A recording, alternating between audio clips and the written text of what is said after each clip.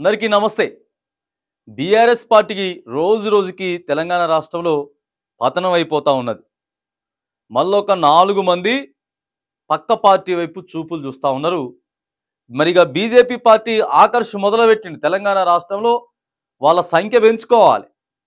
వాళ్ళ సంఖ్య పెంచుకోవాలంటే ఏదో ఒకటి గాలం వేయాలి కదా! గాలం వేయాలి కాబట్టి ఇప్పుడు కొత్త అధ్యక్షుడు కూడా వస్తా ఉన్నాడు. బీజేపీ తెలంగాణకి కొత్త అధ్యక్షుడు వస్తున్నటువంటి నేపథ్యంలో పక్కా ప్రణాళిక యాక్షన్ షురూ చేసిండనమాట. ఇప్పుడు బీజేపీ పార్టీలోకి కొత్త అధ్యక్షుడితో పాటు కనీసం మరి ఎవరో ఒకరు ఎమ్మెల్యేని తీసుకొని పోవాలనేటువంటి కొత్త పట్టులో అయితే ఉన్నారు. పట్టు మీద ఉన్నది బీజేపీ.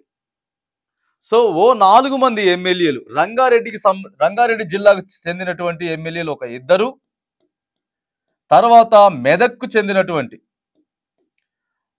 జిల్లాకు చెందినటువంటి ఒక ఇద్దరితో పాటు వరంగల్ జిల్లాకు చెందినటువంటి మాజీ మంత్రి కూడా బీజేపీ వైపు చూస్తున్నట్టు మనకి సమాచారం. ఆల్మోస్ట్ ఆల్ వీళ్ళతో సంప్రదింపులు కూడా అయిపోయినాయి అనేటటువంటి వార్త హల్చల్ అవుతా ఉన్నది. ఇక మ్యాక్సిమం అయితే అవ్వచ్చుగాక, అయ్యేటటువంటి అవకాశాలు ఎక్కువగానే ఉన్నాయి.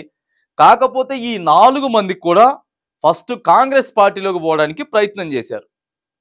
కాంగ్రెస్ పార్టీలోకి పోయేటటువంటి ప్రయత్నం చేస్తే రేవంత్ రెడ్డి మాట్లాడేటటువంటి మాటలు కానీ, ఇక ఆయన చేసే వ్యవహారం మాత్రం వాళ్ళకి నచ్చలేదు.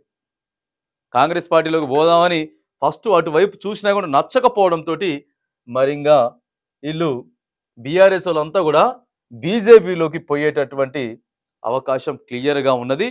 ఒక వారం 10 రోజులలో అధ్యక్షుడికి ఒక పదవి ఇవ్వబోతా ఉన్నారు. అధ్యక్షునిగా బీజేపీ పార్టీ నుంచి వెళ్ళి ఒకరిని ఎంచుకోబోతా ఉన్నారు. కాబట్టి ఇక ఆడికెళ్ళి జంప్ అయ్యేటటువంటి ప్రక్రియ. ఇప్పటికే 5 మంది కాంగ్రెస్ వైపు పోయిర్రు.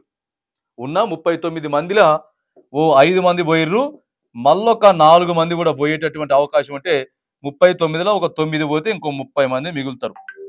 ఇక గులాబీ బాస్ ఎన్ని ప్రయత్నాలు చేస్తూనే ఉన్నాడు. అందరినీ ఫామ్ హౌస్కి పిలిపించుకోవడం, మన పార్టీ పుంజుకుంటుంది, సార్ మళ్ళీ స్టీరింగ్ పట్టుకున్నాడు, అందరికీ ధైర్యం చెప్తా ఉన్నాడు అని చెప్పి కేసీఆర్ ఎంత ప్రయత్నం చేసినా కూడా పోయేటోళ్ళు మాత్రం ఆగట్లేదు. ఎందుకంటే అధికారం లేదు, అక్కడ ఢిల్లీలో కూడా చేసేటటువంటి పరిస్థితి లేదు.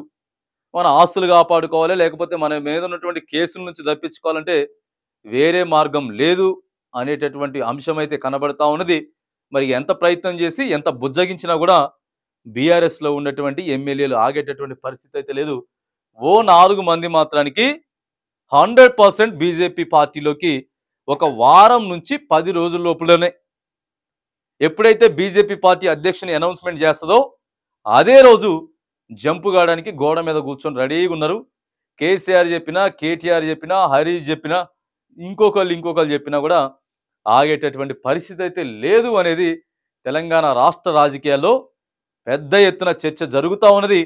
కాంగ్రెస్ పార్టీ వైపే మొగ్గు చూపినటువంటి వీళ్ళు కేవలం రేవంత్ రెడ్డి చేసేటటువంటి ఆ మాటల వల్ల కానీ, లేకపోతే ఆయన వ్యవహరించేటటువంటి వ్యవహార శైలి కావచ్చు గాక, అవన్నీ కూడా నచ్చక ఇక బీజేపీలోకి వెళ్తేనే, ఎందుకనంటే ఇక్కడ 8 మంది ఎమ్మెల్యేలను తెలంగాణ రాష్ట్రంలో పార్టీ పటిష్టమవుతా ఉన్నది.